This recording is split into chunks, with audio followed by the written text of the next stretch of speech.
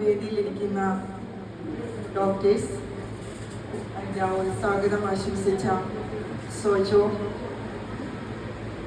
ഈ ഹോസ്പിറ്റലിലെ എല്ലാ ഡോക്ടേഴ്സും അതിൻ്റെ പ്രധാനപ്പെട്ട ചുമതലക്കാർ, ഇവിടെ വർക്ക് ചെയ്യുന്ന എല്ലാവരും, എൻ്റെ മുന്നിലിരിക്കുന്ന പ്രിയപ്പെട്ട കൂട്ടുകാരെ, ഒരുപാട് സന്തോഷം ഈ ഒരു സമയം.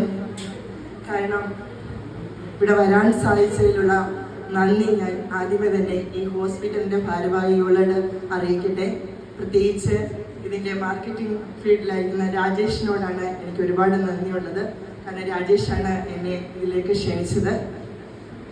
ഇപ്പം എന്താ പറയേണ്ടതെന്ന് പോലും അറിയില്ല. കാരണം ഒരുപാട് സന്തോഷം.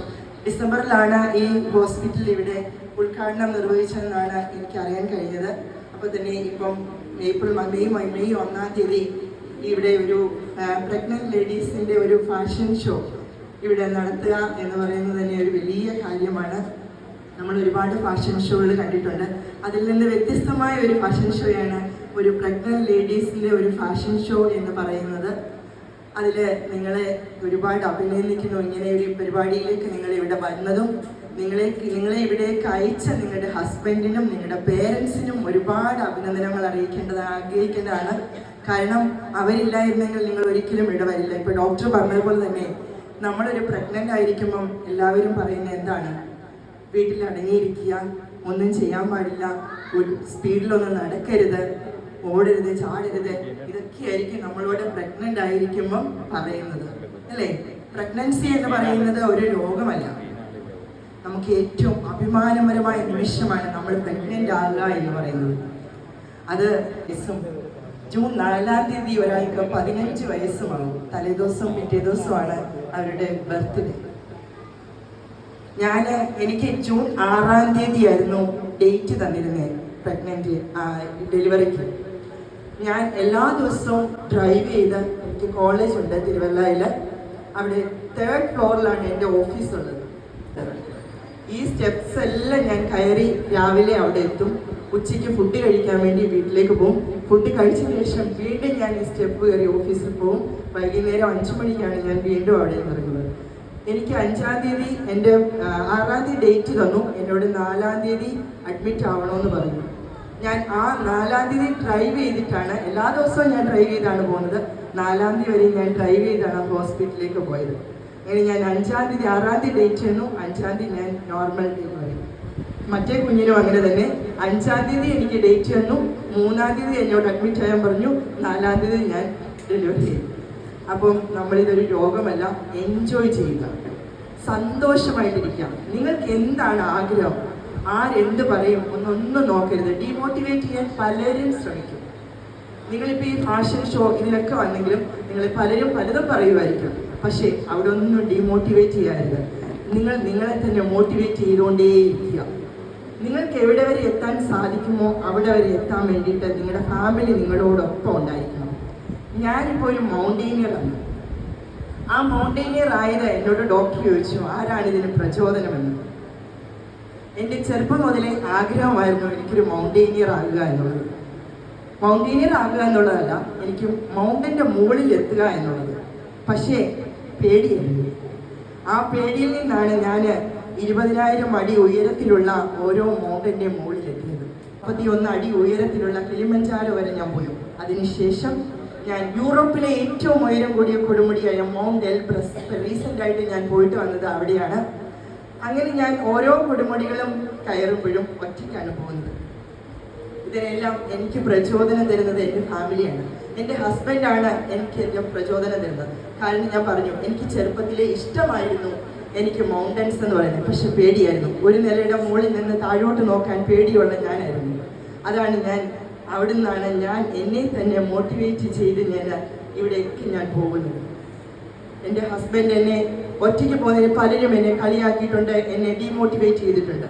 എന്നൊക്കെ ഞാൻ പ്രഗ്നൻ്റ് ആവുന്നതിന് മുമ്പ് തന്നെ എന്നോട് പലരും ചോദിച്ചിട്ടുണ്ട്, വേറെ പണിയൊന്നുമില്ലെന്ന്. പ്രഗ്നൻ്റ് ആയതിനു ശേഷം ഞാൻ അന്നേരമൊക്കെ യാത്രകൾ ചെയ്യുമായിരുന്നു. ഒരുപാട് നല്ല നല്ല യാത്രകൾ ഞാൻ ചെയ്യുമായിരുന്നു.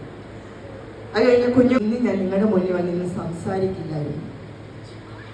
നമ്മൾ ആരെ നോക്കരുത്. നമ്മളെ പലരും ഡീമോട്ടിവേറ്റ് ചെയ്യും. അവിടെ ഒന്നും ചിരിച്ചുകൊണ്ട് നിൽക്കുക. എന്നെ പറയുമ്പോഴെല്ലാം ഞാൻ ചിരിച്ചുകൊണ്ട് നിൽക്കും. പിറ്റേ ദിവസം ഞാൻ ഏതെങ്കിലും മലയുടെ മുകളിലായിരിക്കും. അപ്പോൾ നമ്മുടെ ഇഷ്ടത്തിന് നമ്മൾ മുറുകെ പിടിക്കുക.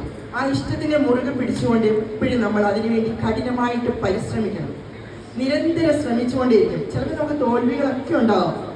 ചിലപ്പോൾ നമ്മൾ തോറ്റ് അങ്ങേ അറ്റം വരെ ആയി പോകാം. അവിടെ നിന്ന് നമ്മൾ തോൽക്കരുത്. ഒരു ദിവസം നമുക്കുണ്ടാവും. ഇന്നല്ലെങ്കിൽ നാളെ നമുക്കൊരു ദിവസം ഉണ്ടാവും.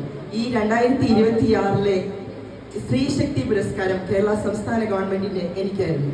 അപ്പോൾ അവിടെ വരെ എനിക്ക് കിട്ടിയിട്ടുണ്ടെങ്കിൽ ഞാൻ അതിനുവേണ്ടി കഠിനമായി പരിശ്രമിച്ചതുകൊണ്ടാണ്. ഞാൻ പറഞ്ഞല്ലോ, എൻ്റെ 2 കുഞ്ഞുങ്ങൾ, അവൻ ഇതുപോലുള്ള ഒരു പ്രോഗ്രാം നടത്തുന്നില്ല. ഇനിയും ഇത് കണ്ട് പലരും ചെയ്യും. അപ്പം നമ്മളായിരിക്കണം അതിന് പ്രചോദനം കൊടുക്കേണ്ടത്. മറ്റുള്ള പ്രഗ്നൻ്റ് ആയിരിക്കുന്ന ലേഡീസിന് നമ്മളൊരു പ്രചോദനമായിരിക്കണം. അതിന് ഒരുപാട് സന്തോഷം എനിക്ക് തോന്നുന്നു. കാരണം ഇങ്ങനൊരു സംരംഭത്തിൽ എനിക്ക് ഭാഗമാകാൻ സാധിച്ചു. ഞാൻ 2024 ഏപ്രിൽ മാസം എവറസ്റ്റിൻ്റെ ബേസ് ക്യാമ്പിൽ പോയി. അന്ന് ഞാൻ 8 ദിവസം ട്രെക്ക് ചെയ്താണ് അതിൻ്റെ മുകളിലെത്തിയത്. അവിടെ നിന്നുകൊണ്ട് എവറസ്റ്റ് കാണാൻ സാധിക്കും.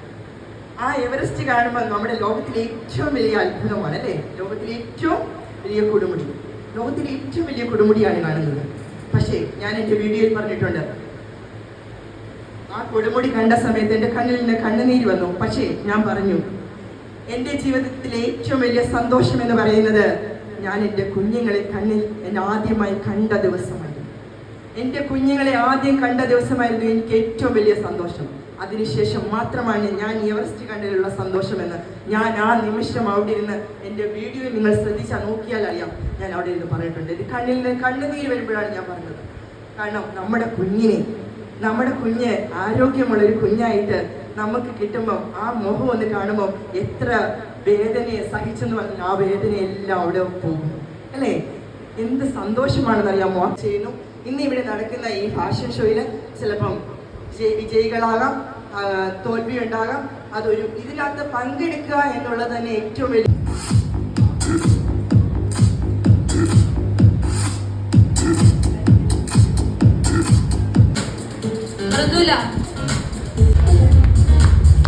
ഡോക്ടർ സിന്ധു,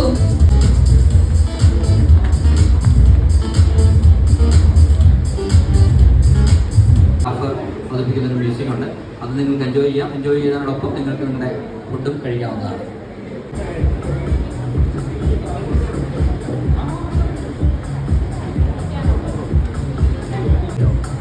എല്ലാവരും